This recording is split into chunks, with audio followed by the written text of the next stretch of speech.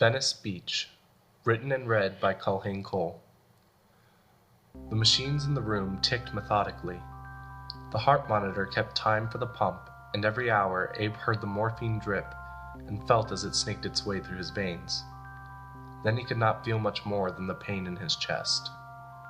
The sun streamed in through the half-closed blinds, and the smell of flowers slowly rotting in the corner filled the white, sterile room.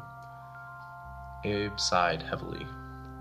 The liquid that filled his lungs made it difficult, but after a small coughing fit, he began to breathe again in the strained way that he had come to know over the past few months.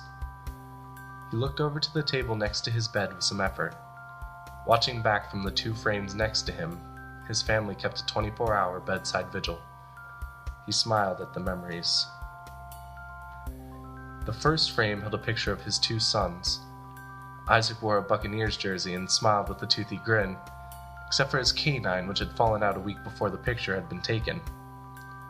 John did not smile for pictures, and Abe laughed to himself as he remembered how upset his wife would get because of that. They had been at SeaWorld all day, and Abe had gotten soaking wet. He felt the familiar knot in his stomach as he looked at his estranged kids. A moment of pain in his chest led to a fit of coughing as he looked at the frame. He was glad, for once, that his kids could not see him. The second picture was of Cheryl, his second wife. He had remarried hastily after his arrest and subsequent divorce. The picture was aboard the Royal Caribbean, and was probably the only picture of the two of them together. He had never loved her, not like his first wife, but he needed her, and she needed him. He lay in the bed and felt the soreness in his body, a constant ache that grew and diminished in intensity. The door to his room swung open as fast as the safe hospital hinges would allow. A woman stepped in, wearing a wide-brimmed hat and a bright red shirt with ruffles on the front.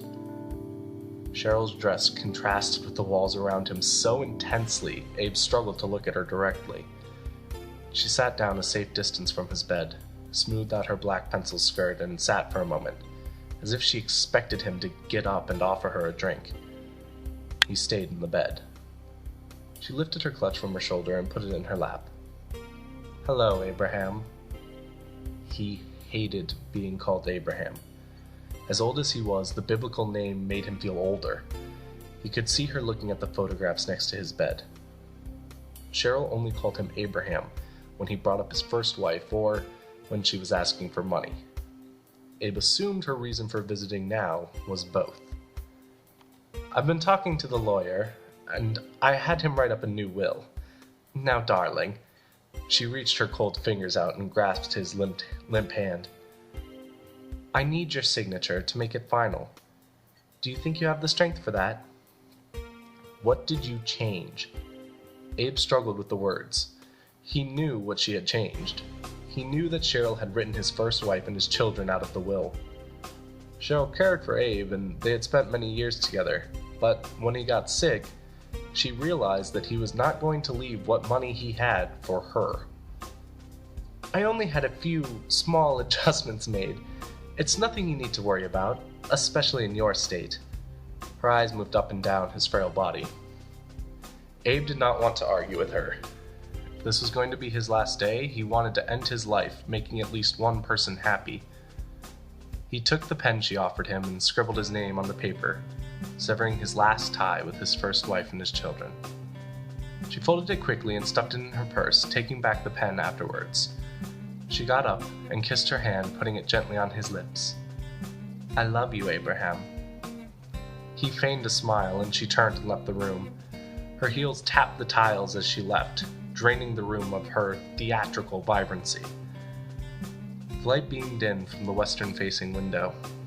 Using what strength the morphine would allow, he sat up. As he sat there, his nurse came in with a concerned look. She had passed his scarlet wife on the way to the room and could tell by her triumphant smirk that she had not come just to visit her dying husband. She knocked lightly before entering the room. "Is everything okay, Mr. Sweetwater? I saw your wife." Her words trailed off. "Yes, she had me sign a new will." Nurse Kathy had been with Abe since he was admitted. He enjoyed her gentle company, and they had often talked when she was checking up on him. She had met Cheryl on one occasion before and immediately disliked the woman. She took in Abe's demeanor and saw that he looked more defeated than he ever had in the past. "Abe, why'd you let her do that to you?" He looked at her and gave a small, genuine smile. "She is my wife." There was a moment of silence between them. After the moment passed, he turned to her. "Would you be a dear and get me a wheelchair? I need to get some fresh air."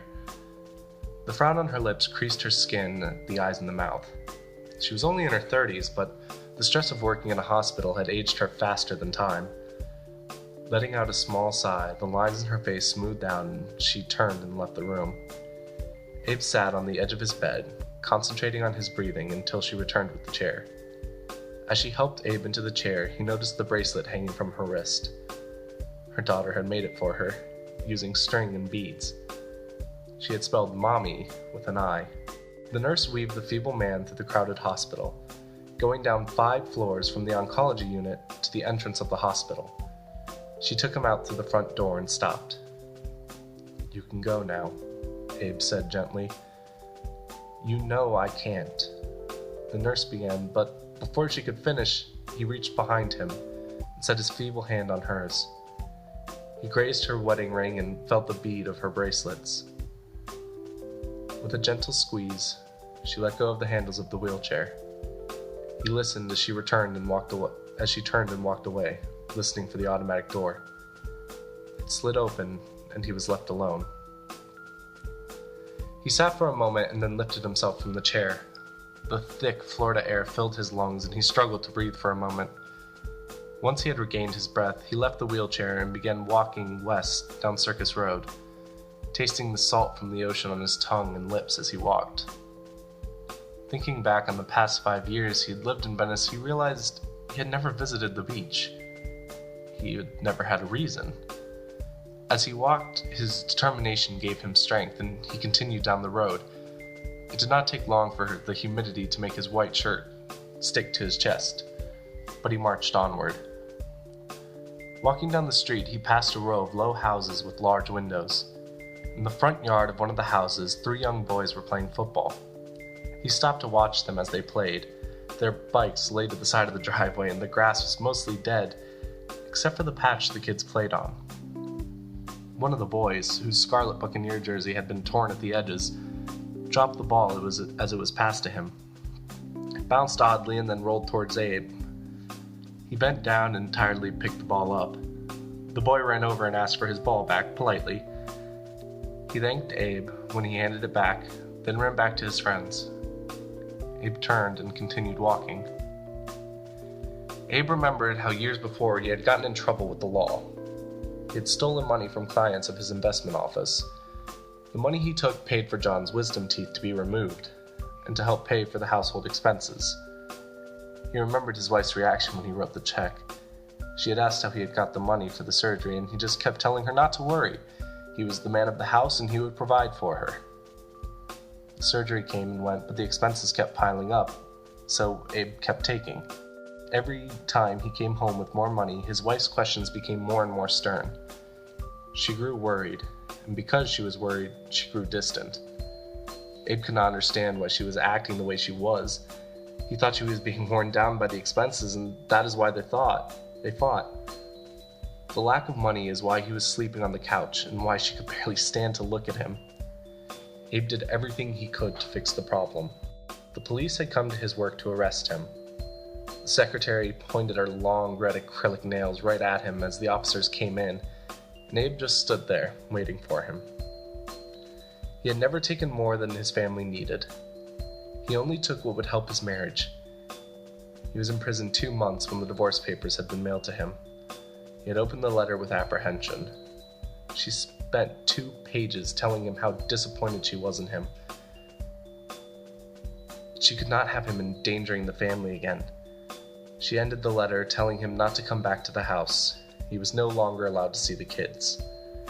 Her spiral signature finishing the declaration was familiar and foreign to him now. The letter was tucked away behind the picture in the frame in his room. The sun had begun its descent over the water as he arrived at the beach. He slumped down into the sand to watch.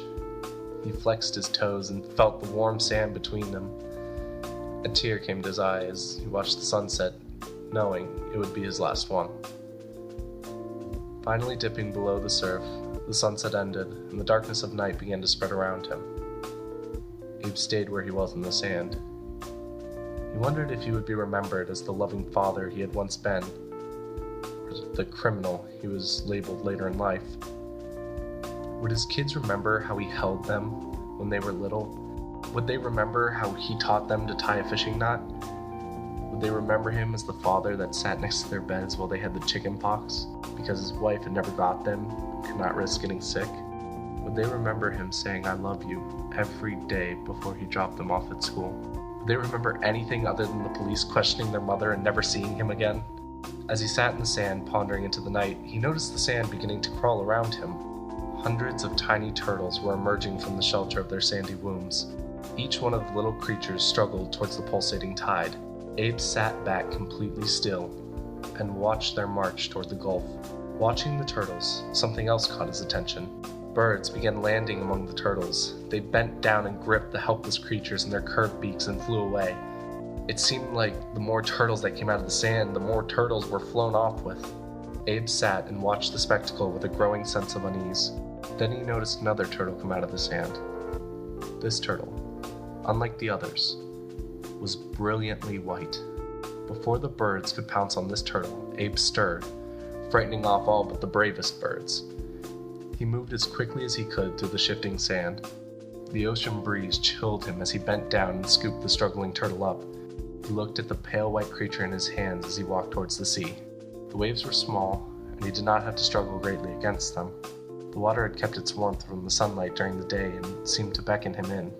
When he was standing in water up to his chest, he uncupped his hands and felt the little turtle swim away without hesitation. Abe turned, one last time, to look at the shore, and to his surprise, he saw a flashlight on the beach. He wondered who it could be. Thinking at first that it was a group of kids watching the turtles hatch, his thoughts turned to other possibilities. He wondered if Nurse Katie had come looking for him after she realized he was no longer in the wheelchair outside. He wondered if his family had finally come to see him, or going to take him back to the hospital. He wondered if Cheryl had come looking for more money. He wondered if the person with the flashlight was there to save him. He wondered if he could be saved. The light shone up and down the beach, then turned its gaze to the water, finally stopped where Abe was in the water, illuminating his pale white skin.